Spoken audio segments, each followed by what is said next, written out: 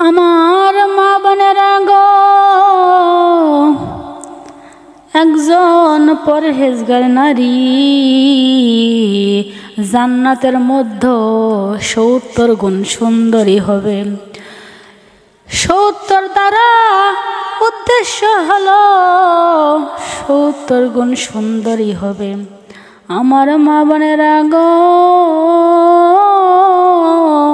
একবার উম্মে সালমা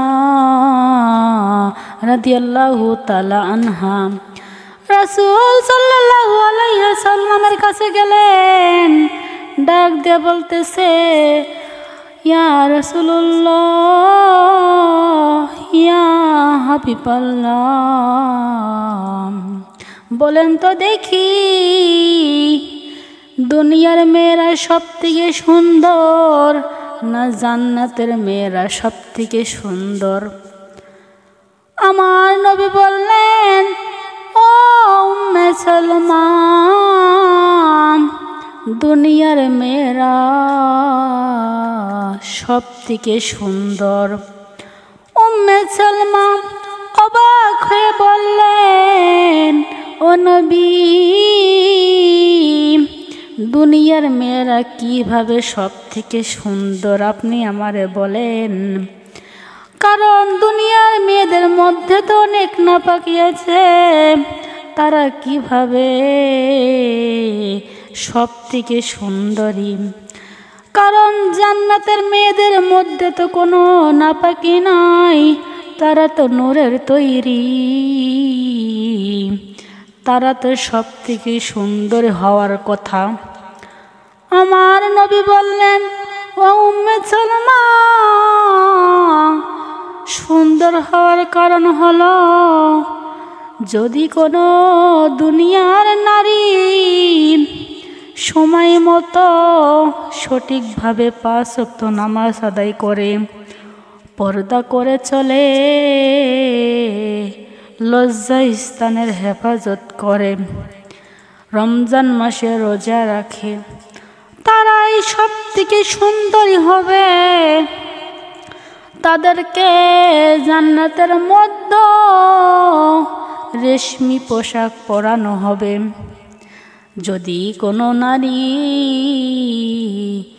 দুনিয়াতে এই কাজগুলো করে কবরে যায়, তারা সব থেকে সুন্দরী হবে। ফেরেশতারা তাদেরকে রঙিন পোশাক পরিয়ে দেবে। সুবহানাল্লাহ। আমার মা বোনেরা গো, কিন্তু এখনকার বোনেরা এইগুলো বোঝে না। তারা বুঝে কিভাবে আমি সুন্দরী হব, আমি সব থেকে সুন্দরী। তারা মডার্ন হতে চায়, তারা পার্লারে যায়, তারা চুল কালার করে, তারা ভুরু প্লাক করে, মুখ ফেসিয়াল করে, হাত পা ফেসিয়াল করে। তারা বড় টিকটকার হতে চায়, তারা বড় টিকটকার হতে চায়, তারা ভাইরাল হতে চায়। তারা বেপর্দা ভাবে বুকে কাপড় রাখে না, বড় টিকটকার করে, নাচ গান করে। আমার বোনেরা গো, একটা কথা অনুরোধ করে বলি, তোমরা দুনিয়াতে এইগুলো করে যদি কবরে চলে যাও, আল্লাহ তাআলা তোমাদের জাহান্নামে দিবে। এই জন্য বোনেরা গো,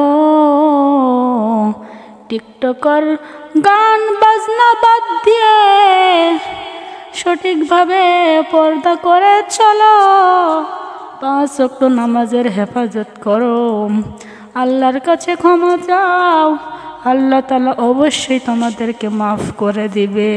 সুবহানাল্লাহ। জোরে লা ইলাহা, লা ইলাহা,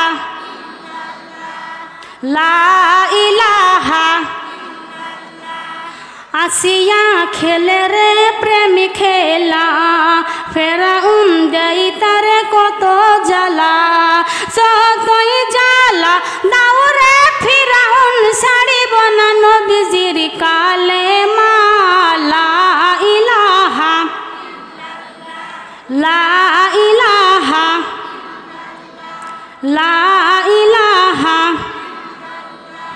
লা ইলাহা ইল্লাল্লাহু মুহাম্মাদুর রাসূলুল্লাহ সাল্লাল্লাহু আলাইহি ওয়াসাল্লাম। আমার মায়েরা গো, আমার আল্লাহ বলেন আল্লাযী খালাকাল মাউতা ওয়াল হায়াতা লিয়াবলুয়াকুম আইয়ুকুম আহসানু আমালা ওয়া হুয়াল আজিজুল গফুর। আমার আল্লাহ বলেন ও আমার বান্দিরা, আমি জীবন এবং মরণ সৃষ্টি করেছি, আমি পরীক্ষা করে দেখব তোমাদের মধ্যে কে কত ভালো আমল করে। আমার মায়েরা গো, অত্র আয়াতে আল্লাহর হুকুম হলো বান্দি, জীবন পেয়েছো, মৃত্যু এখনো পাওনি। মৃত্যু আসার আগে আগে জীবন মরণের মাঝে যতটুকু সময় তুমি পাইব, আমি মালিক পরীক্ষা করে দেখব তোমরা কে কত ভালো আমল করতে পারো। ও মা গো, ভালো আমল হলো সঠিকভাবে পর্দা করা, সর্বদা সত্য কথা বলা, স্বামীর সেবা করা, সিয়াম পালন করা, সময় মতো সঠিকভাবে 5 ওয়াক্ত নামাজের হেফাজত করা।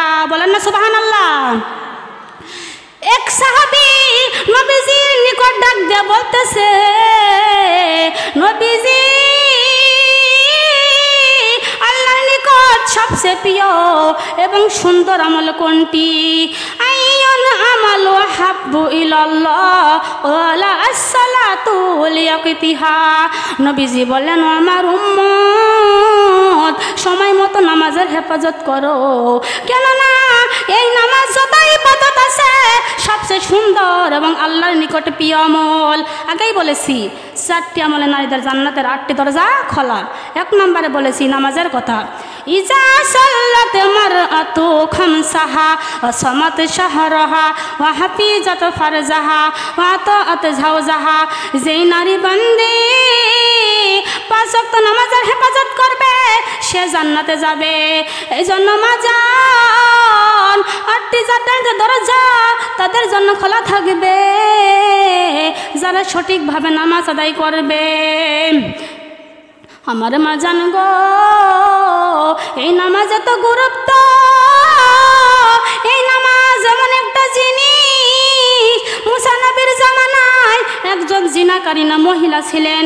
ওই মহিলাটি মুসা নবীর জামানায় গিয়ে মুসা নবীকে ডাক দিয়ে বলতেছে, ও মুসা, আমি তো বড় পাপ করে ফেলেছি। মুসা নবী বললেন, ও মহিলা তুমি কি পাপ করেছো বলো। তখন ওই মহিলা বলতেছে, ও মুসা পয়গম্বর, আমি তো জিনা করে ফেলেছি। জিনা করে করে আমার পেটে একটা সন্তান এসেছিল, ওই সন্তানটা দুনিয়ার জমিনে আসার সাথে সাথে আমি এক আছাড়ে তাকে মেরে ফেলেছি। ও মুসা পয়গম্বর, বলো বলো আমার আল্লাহ কি আমাকে মাফ করবেন না? মুসা নবী বললেন, ও মহিলা, তুমি তো জিনা করেছো, তুমি তা হত্যা করেছো, তোমার মতো নিকৃষ্ট ব্যক্তি তো দুনিয়ার জমিন আর একটাও নাই। তুমি এক্ষুনি আমার দরজায় থেকে চলে যাও, বিতাড়িত হও। ওই মহিলা মুসা নবীর মুখে এই কথা শুনে মহিলাটি অনেক কষ্ট পেলেন এবং চলে গেলেন। রাস্তার ভিতরে কান্না করতেছে, মাবুদ, মাবুদ গো, তুমি তো আমাকে সৃষ্টি করেছো আল্লাহ, তুমি যদি মাফ না করো কে আমাকে মাফ করবে? আল্লাহ, আমি তো ভুল করেছি, আমি শয়তানের ধোকায় পড়ে গিয়েছি, আমি জিনা করেছি। তুমি যদি আমারে মাফ না করো আমি কোথায় যাব? আল্লাহ, তুমি আমাকে মাফ করে দাও। তুমি যদি মাফ না করো কে আমাকে মাফ করবে? আমার মাঝের ওই মহিলা রাস্তার ভিতরে এমন ভাবে কান্না করে দিল গো, আমার আল্লাহ দয়াশীল, আমার আল্লাহ সহ্য করতে পারে না। মুসা নবীকে ডাক দিয়ে বলতেছে, ও মুসা, তুমি কেন ওই মহিলাকে তোমার দরজায় থেকে চলে যেতে বললে? মুসা নবী বলতেছে, রব্বুল আলামিন, আমি তো কোনো ভুল করি নাই, আমি তো পাপ করে নাই, আমি তো ভালো কাজ করেছি।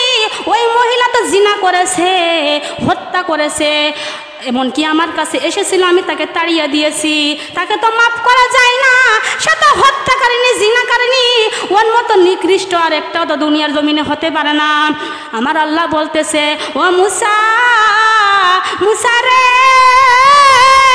মাফ করার মালিক তো তুমি না, মাফ করার মালিক তো আমি আল্লাহ। বলেন না সুবহানাল্লাহ।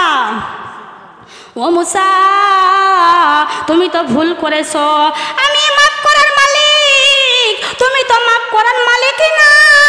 তুমি কি জানো, জিনা করার চাইতে, হত্যা করার চাইতে নিকৃষ্ট ব্যক্তি আমাদের দুনিয়ার জমিনে এখনো আছে। মুসা নবী বলতেছেন, রব্বুল আলামিন, জিনাকারিনীর চাইতে, হত্যাকারিনীর চাইতে নিকৃষ্ট ব্যক্তি কারা? তখন আমার আল্লাহ বলতেছে, মুসা রে, জিনাকারিনীর চাইতে, হত্যাকারিনীর চাইতে নিকৃষ্ট ব্যক্তি হলো তারা যারা সুস্থ থাকার পরেও সঠিকভাবে নামাজ আদায় করে না। তাদের মতো নিকৃষ্ট ব্যক্তি দুনিয়ার জমিনের একটাও হতে পারে না।